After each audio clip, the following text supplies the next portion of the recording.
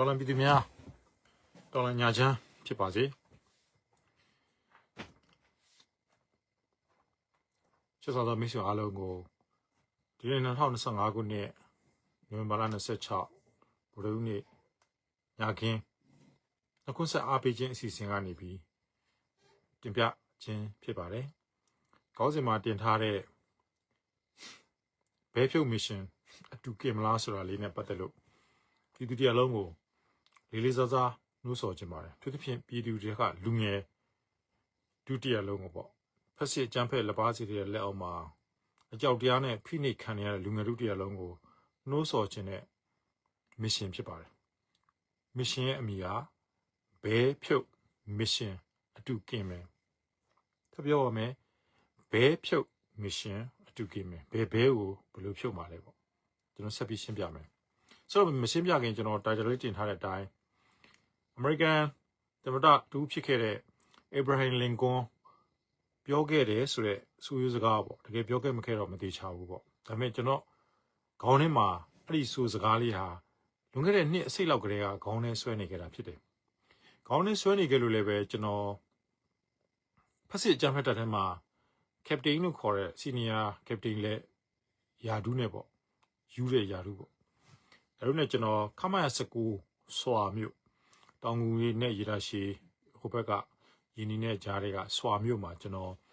2002ခုနှစ်အထိကျွန်တော်နေခဲ့ပူးပါတယ်အဲ့မှာနေခဲ့စဉ်ကကျွန်တော်နေခဲ့တဲ့အရာရှိတိုက်ခန်းရဲ့နန်းရံမှာစေးနေကြီးနဲ့စာတန်းတချို့ကျွန်တော်ရေးခဲ့ပူးပါတယ်ဘာရေးခဲ့ဘူးလဲဆိုတော့ you can fool some of the people all of the time and all of the people some of the time but you can fool all of the people all of the time ဆိုတော့စာသားလေးကျွန်တော်အင်္ဂလိပ်လိုရေးခဲ့ဘူးလေပေါ့ရေးပြီးတော့ကျွန်တော်နန်းရံမှာစစ်ယူနီဖောင်းဝတ်ပြီးတော့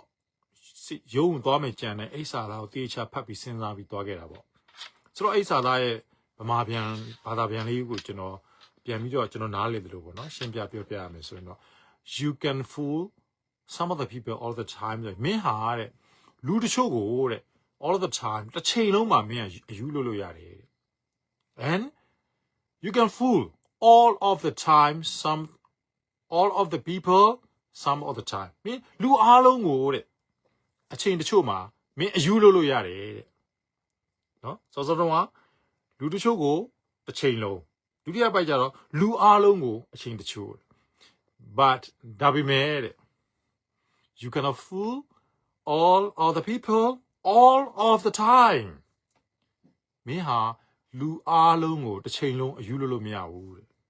တော့ဒီဆိုရိုးစကားလေးတိုင်းအခုမင်းအွန်လိုင်းဥဆောင်တဲ့ဖက်စစ်အကြမ်းဖက်ကြားဖြန့်လူသက်ရာဇဝတ်ကောင်ကလီစာရောင်းဝယ်ရေးမူရစ်ဘိန်းညာစာမင်းအွန်လိုင်းရဲ့အကြမ်းဖက်အုပ်စုဟာလူတချို့ကိုတစ်ချိန်လုံးသူအယူလို့ရနိုင်ခဲ့ပါတယ်ဒါပေမဲ့လူအားလုံးကိုလည်းပဲသူအချိန်တချို့မှာအယူလို့9နှစ်လောက်သူရခဲ့ဘူးပါတယ်9နှစ်လောက်သူအယူလို့ခဲ့အခုပဲသူရဲ့စီမံအုပ်ချုပ်ရေးဘာကောင်းစီညာကောင်းစီတစ်လေကောင်းစီဟာဘာတွေတိုးတက်နေပါညာတွေတိုးတက်နေပါပြီ Facebook တွေ connection တွေဖြတ်ပြီးလူထုကအလိညာမှိုင်းတိုက်ပြီးတော့သူတို့ပဲလှုပ်လို့နိုင်ငံကြီးတိုးတက်လာတရားတိုးတက်လာတော့မယ်တရားအယူလုပ်ခဲ့တယ်ဒါပေမဲ့အခု9နှစ်ကာလရောက်လာတဲ့အချိန်မှာဆိုတော့ကြုံကြိုက်တုံးလေးပြောရရင်အခုအမေရိကန်နိုင်ငံကယာယီခိုလုံခွင့်အကာအကွယ်တွေရုပ်သိမ်းလိုက်တယ်ဆိုတော့ရပောင်း60အကြောင်းလေးနဲ့ပတ်သက်လို့ကျွန်တော်တို့ဆက်စဉ်းစားကြရည်လည်းအများကြီးရှိပါတယ်ဒီကနေ့ဆိုရင် DKBA ဌာနချုပ်ကိုဝင်စီ DKBA ရဲ့ဌာနတစ်ခုဝင်စီလိုက်တဲ့ KNU ကထုတ်ပြန်လာတဲ့တွေ့ရှိသောမူရစေချက်လုပ်တဲ့စခန်းကြီးတွေဖမ်းဆီးရမိတဲ့နိုင်ငံသားတွေတွေ့ရှိတဲ့ကြားဖြန့်ထောက်ထားတွေကိုနိုင်ငံတကာအားချင်းကူညီဖို့ဆိုတဲ့ပန်ကြားချက်အပါအဝင်နော်ဖက်စစ်အကြမ်းဖက်တပ်ကအခုဆိုရင်ရောက်ရက်ခတ်ပြီးတော့သူ့ရဲ့လေတပ်ကအကြီးယာဒူးအကြီးဒုတိယအကြီးဆုံးအဆင့်ရှိတဲ့ပုံကိုယ်တွေကိုဇော်ဝင်းမြင့်ကိုဒါယာဒူးဖယ်ရှားရတာပြောတာတကယ်တော့သူဖမ်းဆီးအကျဉ်းချုပ်တာလည်းဖြစ်ဖို့များပါတယ်ဒါတော့လေတပ်က pilot ဆိုတဲ့လူသက်ဒီလေရင်မောင်းတိုက်လေမောင်းတဲ့ကောင်းတွေကိုယ်တိုင်ပြည်သူကိုတပ်ဖြတ်ဘုံကျဲရအောင်အားကြီးလို့မခံနိုင်တော့ဘူးကြီးနဲ့လေကွာဟချက်တွေကြီးမာပြီးအချင်းချင်းပြိပခဖြစ်နေတဲ့အချိန်သူကပြည်သူတရားလုံးကိုအချိန်တချို့လိန်ညာပြီးတော့ထဲမှာပြည်သူတွေကပြည်သူဖြစ်တဲ့စစ်တပ်ကကောင်းတွေကိုလည်းပဲသူလိန်ညာခဲ့တယ်ဒါပေမဲ့ဘာဖြစ်လဲ you cannot fool all of the people ဆိုတဲ့နေမှာစစ်တပ်ကကောင်းနေလဲပါတယ်ပြည်သူတွေလည်းပါတယ်တိုင်းသားအားလုံးလည်းပါတယ် all of the people you're gonna fool all of the people all of the time တစ်ချိန်လုံးမင်းလိန်ကြလို့မရဘူးမင်း online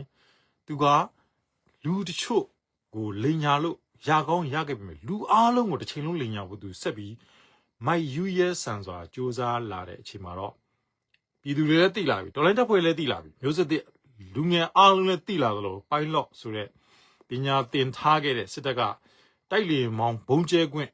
ရထားတဲ့လူသက်ကောင်တွေလည်းပဲသိလာလို့သူတို့ချင်းချင်းငါတို့ဒီပုံစံတိုင်းဆက်သွားလို့တော့မရဘူးသိကြတယ်ကြားဖြန့်စစ်ရာဇဝဲကောင်မင်းအွန်လိုင်းရဲ့ခိုင်းစီမှုကိုငါတို့လို့ငါတို့လည်းကြားဖြန့်စစ်ရာဇဝဲသားတွေဖြစ်တစ်ချိန်မို့တစ်ချိန်ဘာလို့ဆိုတော့ရာဇဝဲဘေးပြေးမလွတ်ဘူးဘာဖြစ်လို့လဲဆိုတော့သူတို့တွေကဥပဒေတွေသင်ခဲ့ဘူးတဲ့သူတွေဖြစ်တယ်ဒီအချိန်မှာဒီနေ့ဥပဒေအကြောင်းမျိုးမျိုးကြောင့်အိပ်ပျော်နေပြီမဲ့မနေ့ပြန်တော့မို့ဘယ်တော့ခါတည့်ရဲ့မှာတော့နိုးထလာမှာဆိုတော့သူတို့သိတော့သူတို့လီပဲစိတ်ရာဇဝဲမှုတွေနဲ့အရေးခံမဲ့ရာဇဝဲကောင်တွေဖြစ်မယ်ဆိုတော့တိလာတော့စိုးထိတ်လာတယ်ကြောက်ရွံ့လာတယ်အဲ့တော့ဘာလုပ်လာလဲအန်တီကန်လာတယ်အန်တီကန်နဲ့ဆိုတာအမိမနာခံဘူးဂလန်ဆန်လုပ်လာတယ်အကြောင်းမျိုးမျိုးအလီပိုင်း complain ပြပြီးတော့ complain တက်တယ်လို့ခေါ်တာပြပြီးတော့ဘုံကျဲဖို့ညှင်းဆန်လာတဲ့အတွက်ကြောင့်အခုစိုးဝင်းကိုယ်တိုင်နော်အခုဆိုရင်ဖန်စီပြီးတော့နံပါတ်ကတိုင်းမှုကောင်လုတ်တင်26ခွာကောင်လဲဖန်စစ်နေရတယ်ဇော်ဝင်းမျိုးကိုလည်းဖြုတ်ပြီးတော့ဖယ်နေရတယ်သူတို့ချင်းချင်းကြားထဲမှာပြိုးအမှုကွဲပြိုမှုတွေနဲ့အချင်းချင်းလက်ဦးမှုယူဖန်စီစမှန်ခုတ်နေကြတဲ့အခြေအနေတွေဟာလူအားလုံးကိုတစ်ချိန်လုံးအယူလို့ဖို့မိုက်ယူရဲဆန်စွာကြိုးစားခြင်းရလက်တွေတာဖြစ်တယ်အဲ့တော့ကျွန်တော်စကပုံလေးခေါင်းစဉ်လေးကိုပြန်ရှင်းပြပါမယ်ဘဲဖြုတ် mission ဘဲဖြုတ်ဖို့ mission အတူကင်စို့ဘဲကိုဖြုတ်မှာလဲအခုဆိုရင်မင်းအွန်လိုင်းရဲ့နောက်ဆုံးထွက်ပေါက်တကယ်တော့သူ့ရဲ့နောက်ဆုံးထွက်ပေါက်မဟုတ်ပါဘူး China Communist Party ရဲ့သူတို့လိုချင်သောနိုင်ငံနဲ့ချီတဲ့တချို့သောလက်မှတ်ရေးထိုးမဲ့ MOU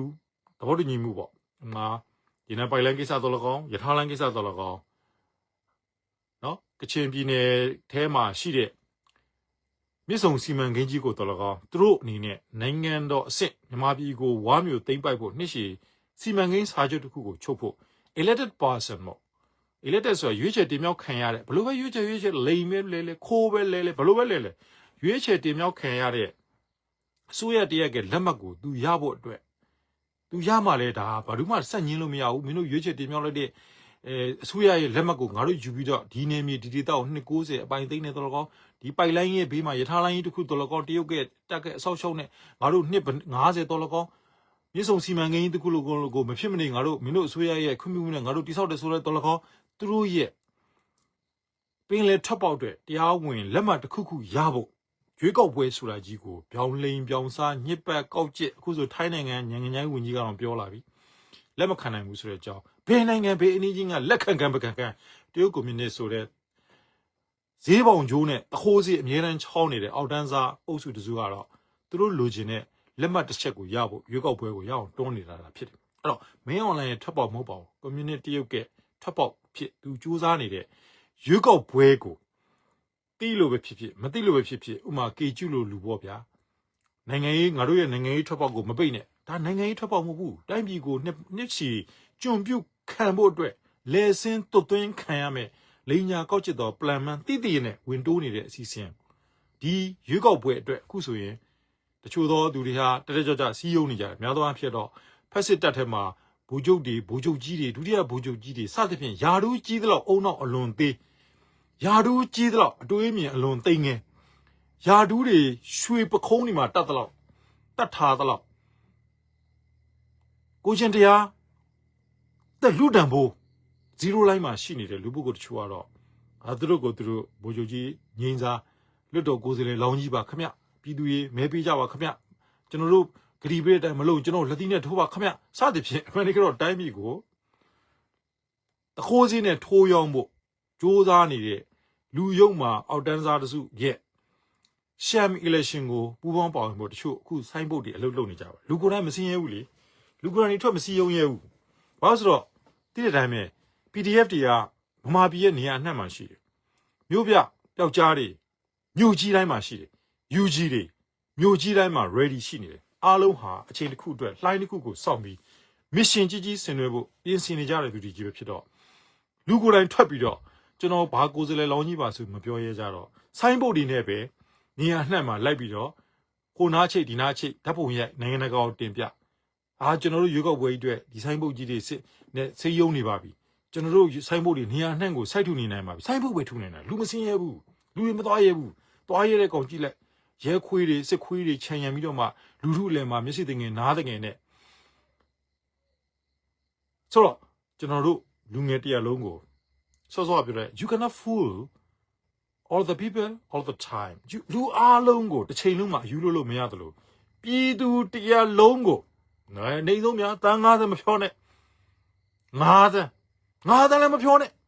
9သိန်းလည်းမပြောနဲ့9000လူ9000ကိုတစ်ချိန်နဲ့ဖမ်းနိုင်လောက်တဲ့တစ်ချိန်နဲ့တရားစွဲဆိုတဲ့မတရားစွဲနိုင်လောက်တဲ့တစ်ချိန်နဲ့ထောင်ထဲကိုထည့်နိုင်လောက်တဲ့အခြေအနေစစ်ကောင်စီမှာလုံးဝမရှိတော့ဘူးကျွန်တော်ပြောတော့တန်း90မပြောနဲ့9တန်းမပြောနဲ့9သိန်းမပြောနဲ့9000ဆိုတော့ကျွန်တော်လူငယ်တို့တရားလုံးဖက်စစ်ကြမ်းဖက်အုပ်စုရဲ့အောက်မှာအချိန်မျိုးချောဆွဲခံရနေတဲ့အချိန်မျိုးပေါ်တာဆွဲပြီးစစ်တပ်တဲ့သွင်းခံပြီးတော့ခြေတန်းပို့သေခန်းခံရနိုင်နေဆိုတဲ့လူငယ်တို့တရားလုံးကျွန်တော် target date တစ်ခုအားချင်းစီစဉ်ပြီးအမိန်ပေးခြင်းနဲ့ညွန်ကြားခြင်းနဲ့မြေတားရက်ခံတောင်းခံခြင်းနဲ့ဒါကတော့ဘဲဖြုတ် mission အတူကင်မယ်ဘဲဖြုတ် mission ဆိုင်းဖို့မှန်သမျှဖြဲပါ mission ဖြစ်စီမံဆောင်ရွက်ပါအတူကင်ဖို့3ရက်တော်တင်ကျွန်တော်တို့ဆောင်ရွက်မလား3ရက်တော်တင်ဆောင်ရွက်မယ်ဆိုရင်တို့တနိုင်ငံလုံးကဆိုင်းဖို့ချိတ်ထားတဲ့မြို့တိုင်းကိုဖြန့်ကျက်စရာအင်အားလည်းမရှိဘူးထိန်းသိမ်းကာကွယ်နိုင်စွမ်းလည်းမရှိဘူးဘာလို့ဆိုတော့ကြားဖြန့်နှိမ်နှင်းရေးစီမံခြင်းကဒေါ်လာ25သန်းထုတ်ပြန်ပြီးတဲ့နောက်ကြားဖြန့်ခေါင်းဆောင်ဖြစ်တဲ့စစ်ကောင်စီစစ်တိုင်းမှုတစုခုချိန်မှာဘယ်ပုံလို့ပုံရမှန်းမသိဖြစ်နေတဲ့အချိန်တော့ဒီခွေးကောက်ပွဲအတွက်နော်ဆိုင်းဘုတ်တွေကိုကျွန်တော်တို့နေရာနှံ့မှာဘဲပြုတ် mission အတူကင်မယ်ဆိုတဲ့ရည်ရွယ်ချက်လူငယ်အားလုံး3ရက်တော်တင်မှာရနီလန်းကိုအသုံးပြုပြီးတော့ဘုံမှန်သမျှဖြဲပါအဲ့တော့လူငယ်တို့တွေပြောချင်တာကခု PDF တွေလို့ခြေတန်းမှာအငတ်ခံအသေးခံရင်ပတ်ပွင့်ခံဥကုံပွင့်ခံအသေးမခံရဲဘူးလားအသေးမခံရဲနေပါဘဲဖြုတ် mission မှာတော့ကင်ရဲပါစေမြို့ပြယူကြီးတွေလို့ဖန်စီခံတဲ့အခါမှာရဲစက်နှိပ်စက်ညှင်းပန်းအသက်ဖြတ်ရင်ခွဲအတဲကင်မခံရဲဘူးလားဘဲဖြုတ် mission ပါအတူကင်ပါလူငယ်ချင်းတူတူအရွယ်တူချင်းတူတူတိုင်းပြည်အနာဂတ်အတွက်အသက်တွေဘဝတွေခန္ဓာတွေအချိန်တွေအားလုံးပေးဆက်ပြီးတော့လူငယ်မြောင်များစွာတော်လိုင်းကြီးဝင်နှွှဲနေကြတဲ့အချိန်မှာမျိုးပြမှာရှိတဲ့လူငယ်တွေမိမိတို့အနာဂတ်ကိုဖျက်ဆီးခံရမယ်အရေးကာကွယ်ဖို့မင်းတို့မှလည်းတောင်းရှိတယ်မင်းတို့ဘေးလက်တကမ်းမင်းတို့မြို့လမ်းတော့မင်းတို့ကြီးရွာလမ်းစုံလာစိုက်ထားတဲ့ဆိုင်းဘုတ်တစ်ခုတောင်မှဖြုတ်ရဲဖျဲရဲတဲ့တတ်တိမရှိရင်မင်းကိုမင်းလူငယ်လို့မတတ်မှန်းနဲ့မင်းတို့ကောင်တွေကလူငယ်လို့ခေါ်ဝေါ်ထိုက်တဲ့ဂုံတတ်တိနဲ့မပြည့်စုံသောသူတွေဖြစ်လိမ့်မယ်အဲ့တော့ဘဲဖြုတ် mission 3ရက်တွင်အတူကင်မယ်ကြားဖြန့်အတွက်ဒေါ်လာ25သန်းနဲ့ mission တွေမကြခင်လာမယ်အဲ့တော့လူငယ်တို့အားလုံးဘဲဖြုတ် mission မှသည်ကြားဖြန့်တိုက်ဖြစ်နေပေါ်ပေါက်လာမယ်အချိန်နဲ့အချိန်ခါလိုက်စွမ်းဆောင်မဲ့တာဝန်တွေဝင်ကြေပြင်ဖို့တတိကိုစီမွေးပါဖတ်ပြောမယ်ဘဲဖြုတ် mission တူကင်ပါ